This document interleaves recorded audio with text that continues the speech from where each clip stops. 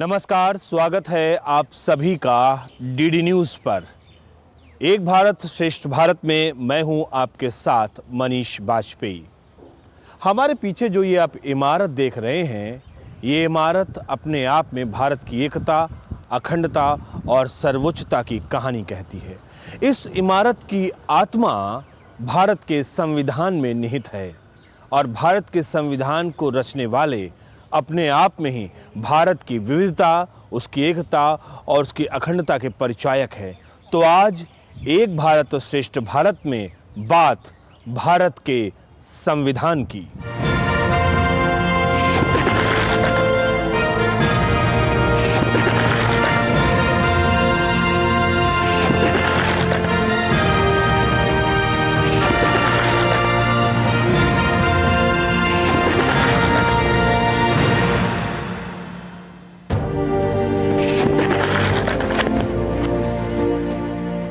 हम भारत के लोग भारत को एक संपूर्ण प्रभुत्व संपन्न समाजवादी पंथनिरपेक्ष लोकतंत्रात्मक गणराज्य बनाने के लिए तथा उसके समस्त नागरिकों को न्याय, सामाजिक, आर्थिक और राजनीतिक विचार, अभिव्यक्ति, धर्म और उपासना की स्वतंत्रता, प्रतिष्ठा और अवसर की समता प्राप्त करने के लिए तथा उन सब में व्यक्ति की गरिमा और राष्ट्र की एकता और अखंडता सुनिश्चित करने वाली बंधुता बढ़ाने के लिए दृढ़ संकल्प होकर अपनी इस संविधान सभा में आज तारीख 26 नवंबर 1949 ईस्वी को एतद द्वारा संविधान को अंगीकृत, अधिनियमित और आत्मर्पित करते हैं।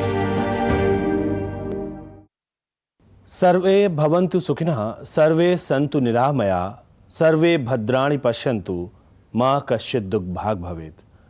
बृहदारण्यक उपनिषद का ये सूत्र भारत की सभ्यता को दर्शाता है, भारत के सांस्कृतिक राष्ट्रवाद को दर्शाता है, भारत की आत्मा के स्वरूप को दर्शाता है। और इस सांस्कृतिक राष्ट्रवाद को जब राजनीतिक राष्ट्रवाद का स्वरूप मिला तो उसकी प्रमुख वजह थी भारत का संविधान, क्योंकि भारत के संविधान की आत्मा में ये सूत्र बसा हुआ है, रचा हुआ है। और जब हम भारत की बात करते हैं तो भारत का मंदिर स्थापित होता है इस संविधान के जरिए। आज मौजूद हूं इसी भारत के मंदिर में। वाकई ये मंदिर एक ऐसा मंदिर है जो कि भारत के सभी नागरिकों के लिए बगैर किसी भेदभाव के, बगैर किसी डिफरेंसेस के यहाँ पर वो अपने मस्तक को नवा सकता है। ये है भारत का मूल सुलेखित संविधान जहाँ पर रखा हुआ है। और हम पहुँच रहे हैं इसी मंदिर में और ये हम खोल रहे हैं इस मंदिर का ये दरवाज़ा। पूरा का पूरा इतिहास, तमाम समय के लंबे कालखंड का इतिहास यहाँ पर रखा हुआ है और ख़ास तौर से संविधान, भारत का हस्तलिखित संविधान यहाँ पर रखा हुआ है। वो संविधान जो कि भारत के तमाम मनीषियों ने, तमाम लोगों ने मिलकर इसको तैयार किया। उनके हस्ताक्षर है इसमें, उनकी भावना है इसमें, उनका बुद्धि और कौशल का परिचय है इसमें। और देश पूरा जो चल रहा है आज, देश का एक भारत श्रेष्ठ भारत का जो स्वरूप हमें आज दिख रहा है, वो सिर्फ और सिर्फ इस संविधान के जरिए। तो हम बहुत ही श्रद्धा से नमन करते हैं इस संविधान को और हम आपको बताते हैं इस संविधान की कहानी। उत्कर्ष इस बात को हम जरूर रजिस्टर करते हैं कि हमारे संविधान की मजबूती के कारण ही एक भारत श्रेष्ठ भारत की तरफ हम आगे बढ़ पाए हैं। हर्ष ये है कि संविधान की भावना अटल और अडिग रही है। अगर कभी कुछ इस तरह के प्रयास हुए भी हैं तो देशवासियों ने मिलकर के उनको असफल किया है, संविधान पर आंच नहीं आने दी है। संविधान निर्माण के कुछ पहलुओं को जानना बहुत ज़रूरी है। संविधान निर्माण के पृष्ठभूमि को जानना जरूरी है। संविधान निर्माण के लिए कैसे लोग एकजुट हुए ये भी जानना बहुत जरूरी है। और हाँ, संविधान कैसे बना ये भी जानना बेहद दिलचस्प है। 200 साल की एक लंबी गुलामी की दास्तां के बाद बहुत सारे बदलाव सामाजिक, राजनीतिक और आर्थिक धरातल पर दिख रहे थे। देश परिवर्तन के साथ ही संक्रमण काल से गुजर रहा था। इन तमाम बदलावों और मनोभावों को वैधानिक रूप देना आवश्यक था। यह आवश्यक था कि देश में एक लोकतांत्रिक व्यवस्था कायम हो सके, लेकिन सवाल बड़ा था कि आखिर ये संभव कैसे होगा। संभव के समाधान के लिए एक संविधान की आवश्यकता महसूस हुई, पर फिर से सवाल ये कि आखिर ये संविधान कैसा हो और कौन इसे बनाएगा। लंबा विचार विमर्श और मंथन लगातार चलता रहा। संविधान के निर्माण के प्रस्ताव को 22 जनवरी 1946 को सर्वसम्मति से स्वीकार कर लिया गया। लेकिन यहाँ ये समझना जरूरी है कि आखिरकार यहाँ तक ये स्थिति कैसे आई। सन 1600 में कारोबारी उद्देश्य से अंग्रेज ईस्ट इंडिया कंपनी के जरिए भारत आए, लेकिन साल 1775 तक अंग्रेजों ने बंगाल, बिहार और उड़ीसा के राजस्व और दीवानी न्याय के अधिकारों पर कब्जा कर लिया था। इन सब के बाद पहली बार 20 अगस्त 1919 में भारत शासन एक्ट लागू हुआ, जिसमें ब्रिटिश सरकार ने पहली बार घोषित किया कि उसका उद्देश्य क्रमिक रूप से उत्तरदायी शासन की स्थापना करना है। और इसके बाद स्वराज की मांग महात्मा गांधी ने की। इसी क्रम में साल 1942 में ब्रिटिश सरकार के कैबिनेट मंत्री सर स्टैफोर्ड भारत के स्वतंत्र संविधान के प्रारूप के साथ भारत आए। हालांकि क्रिप्स प्रस्ताव को मुस्लिम लीग ने अस्वीकार कर दिया था, चूंकि लीग भारत को 2 स्वायत्त हिस्से में बांटने की मांग कर रहा था। साल 1946 में ब्रिटिश हुकूमत ने 3 सदस्यीय कैबिनेट मिशन को भारत भेजा। कैबिनेट मिशन ने मुस्लिम लीग के 2 संविधान सभाओं की मांग को खारिज कर दिया। इसके साथ कुछ अहम सुझाव भी दिए।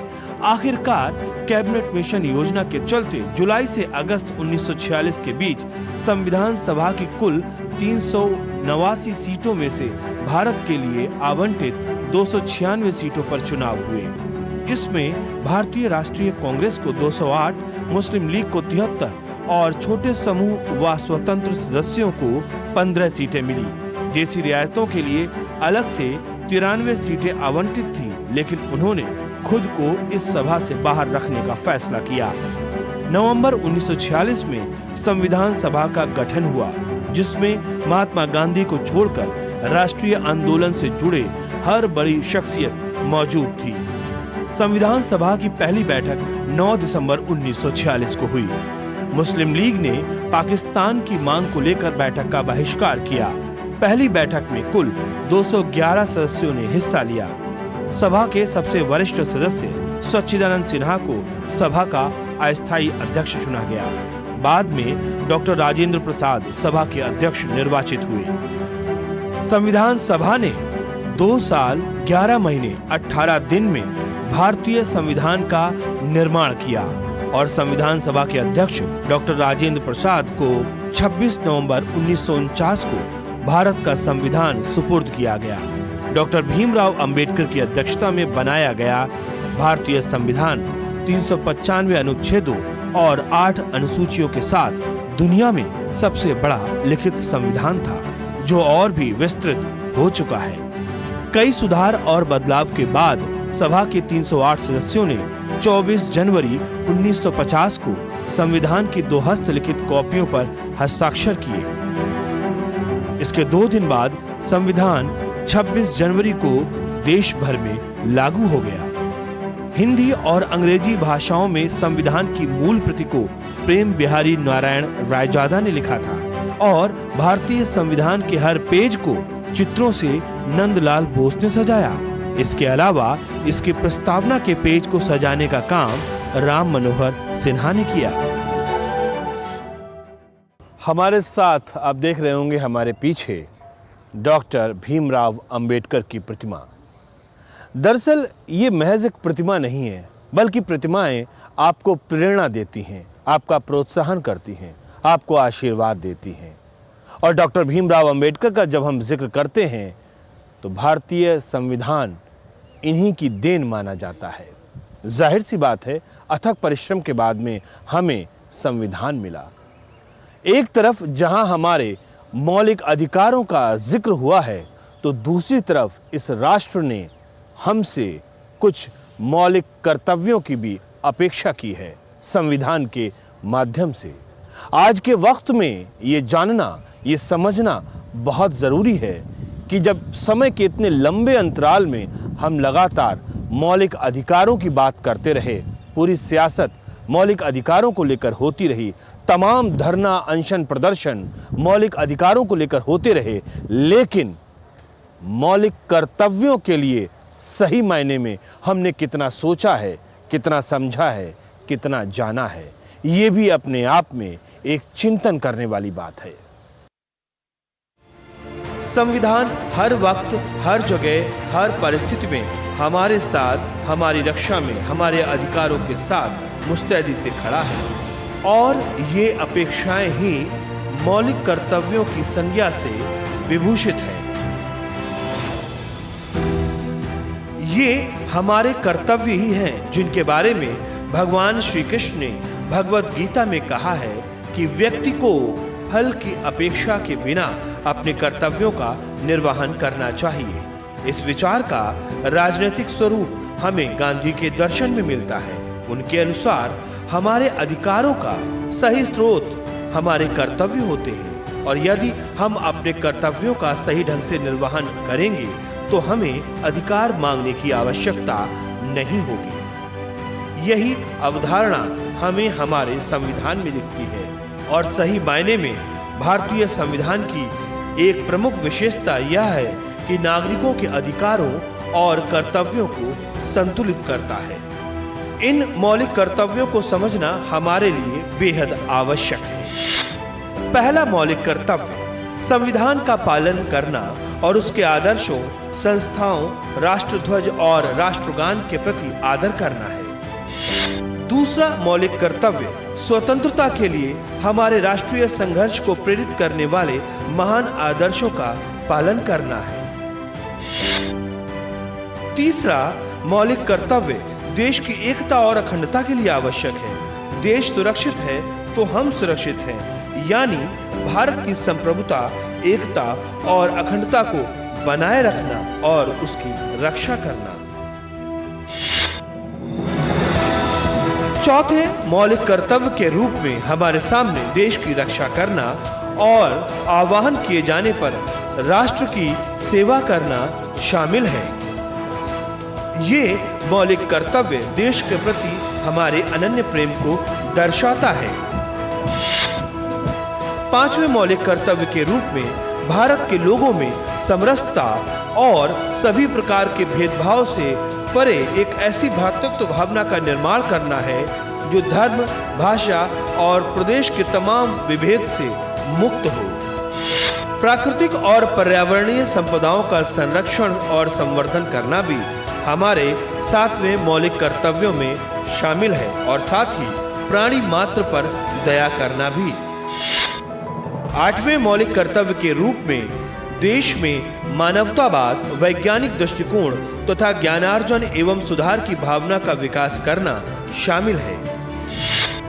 नवा मौलिक कर्तव्य आज के वक्त में बहुत महत्वपूर्ण माना जा सकता है, जिसमें सार्वजनिक संपत्ति की सुरक्षा करना और हिंसा से दूर रहना ये हमारे लिए बहुत जरूरी है। 10वां मौलिक कर्तव्य हमें लगातार उत्कृष्ट प्रदर्शन के लिए प्रेरित करता है, जिसमें व्यक्तिगत और सामूहिक गतिविधि के सभी क्षेत्रों में उत्कृष्टता के लिए प्रयास निरंतर बनाए रखना है। 11वां मौलिक कर्तव्य जो 86वें संशोधन के जरिए जोड़ा गया, जिसमें 6 से 14 साल आयु तक के बच्चों को शिक्षा के अवसर उपलब्ध कराना है। दरअसल इन मौलिक कर्तव्यों के अक्षरशः निर्वहन से हमारे मौलिक अधिकार हमको स्वतः ही मिल जाते हैं। बस ये सोच हमें अपने अंदर विकसित करनी होगी। दरअसल संविधान देश के लिए है, देश के नागरिकों के अधिकारों की रक्षा के लिए है। इसलिए एक बात तो पूर्णतः सत्य है कि संविधान सम्मत होने की बुनियादी बात यह है कि हम सबसे पहले भारत के लोग हैं, भारतीय हैं, और उसके बाद में हमारा धर्म, जाति, पंथ।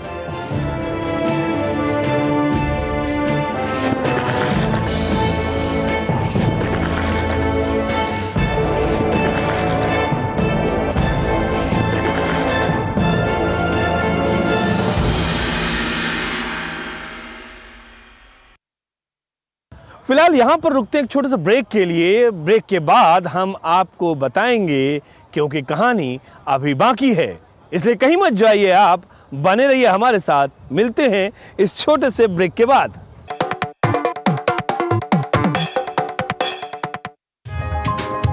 चाय की प्याली के साथ खबरों से भरी नई सुबह, देश की राजनीति, आम जन की कहानी, विदेशों की हलचल, कारोबार का गुणा भाग, खेल का मैदान, मनोरंजन और ज्ञान विज्ञान, विरासत और संस्कृति के साथ सेहत की बात और ग्लैमर का तड़का।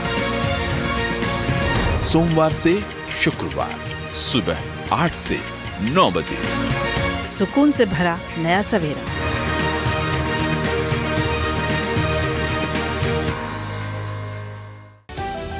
समाज की बेड़ियां तोड़कर हासिल किए अनोखे मुकाम, उज्जवल भविष्य के स्वप्न के साथ उन्मुक्त गगन में भरी उड़ान, बाधाओं के बंधन काटकर साबित की अपनी पहचान। जो अपने बुलंद हौसलों से सामाजिक बेड़ियां तोड़कर लिख रही हैं वीरता की गाथाएं। मैं उन्मुक्त, मैं स्वच्छंद, मेरा ध्येय अनंत, मेरी दिशा अनंत। मिलिए इन प्रेरणादायक शख्सियतों से मेरे साथ कार्यक्रम तेजस्विनी में, सिर्फ डीडी न्यूज पर।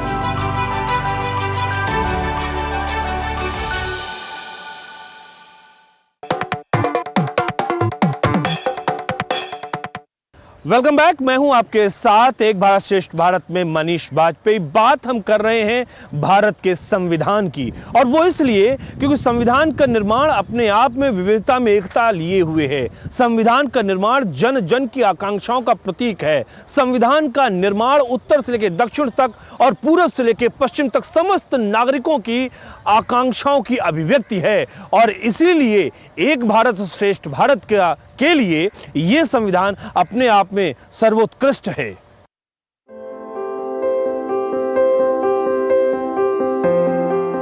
मनुष्य के जीवन का अंत है, लेकिन एक देश का जीवन अनंत है, और एक लोकतांत्रिक देश के रूप में भारत की यात्रा की शुरुआत न जाने कितने अनुभवों, संस्मरणों और उतार चढ़ाव से जुड़ी हुई है।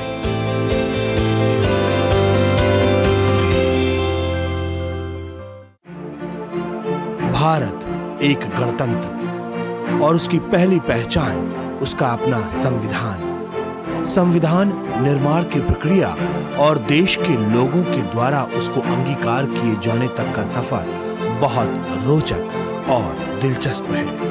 26 जनवरी का दिन, जब देश के लोग दूरदर्शन पर देश के गौरव, देश के बल का प्रदर्शन देखते हैं, रोमांचित होते हैं। लोगों का हुजूम इंडिया गेट के राजपथ की तरफ उमड़ता है, तब देश के गणतंत्र के रूप में स्थापित होने पर गर्व होता है। ऐसा ही एक दिन था 26 जनवरी 1950, जब हमारे देश को अपना संविधान मिला।